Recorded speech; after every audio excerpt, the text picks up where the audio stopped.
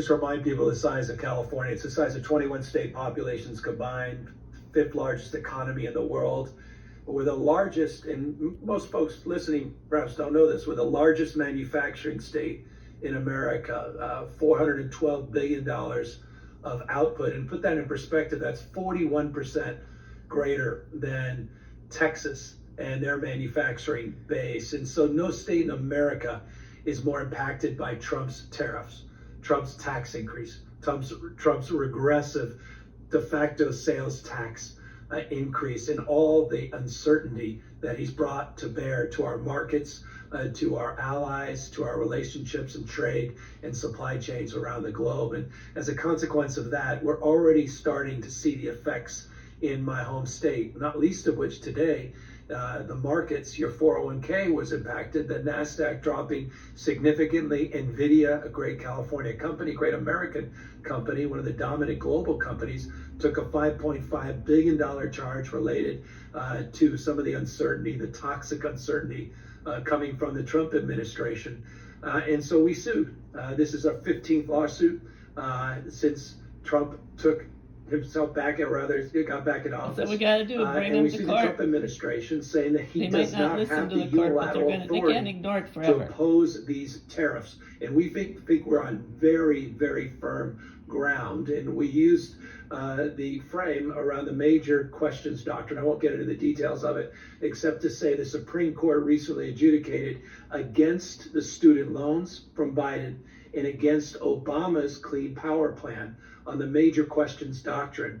And if they're going to be consistent using that framework, we feel very confident the lawsuit that we just advanced, that these tariffs simply are unlawful, and Congress never specifically called them out under what we call the International Emergency Economic Powers Act. Sorry about my Can you horrible talk video about the fact that Trump had run his campaign largely predicated on this idea that he understood Americans' pain as it relates to the economy, as it related to rent and housing and high grocery prices and the cost of eggs? My God, how many times do we hear about the cost of eggs from the Trump campaign? And yet the first thing they opted to do once they actually had power, once they no longer needed everybody's votes because they already got what they needed from people, is to engage in a trade war, a doomed trade war that would immediately have the impact of raising costs for everybody while at the same time gutting everybody's 401ks, including, by the way, for people who need to draw from those programs now because, you know, they're in that phase of their life where they're living off of that. Yeah, it's complete betrayal. I mean, the focus more on Greenland than the cost of groceries. Of course, you listen to Trump, he discovered the word groceries. He keeps literally acting like he's rediscovered a word and he's introducing it to the American people. That's serious. That's how out of touch he is. He lied to people. Today I did this, I announced this lawsuit today in the middle of one of the most densely populated Trump counties in the United States of America, in the heart of Central Valley, in the heart of one of the largest agricultural districts in America. I'll remind you, $48 billion a year comes out of the state of California in forestry, fishing, hunting, and agriculture. No other state, 150% larger than the next state, Texas. So no state's more impacted by this betrayal. No constituency is more impacted by this betrayal than the constituency that elected Donald Trump and got him back into office. And in your discussions with those folks, look, I understand that if you're talking to, these liberal bastions, like I live in Los Angeles, it's clear where everybody stands on Donald Trump, but he swept into office with a bigger mandate than he had the first term. He had a true net positive approval rating and a majority in the popular vote. And so there are folks who did believe him in terms of what he was saying when he came into office.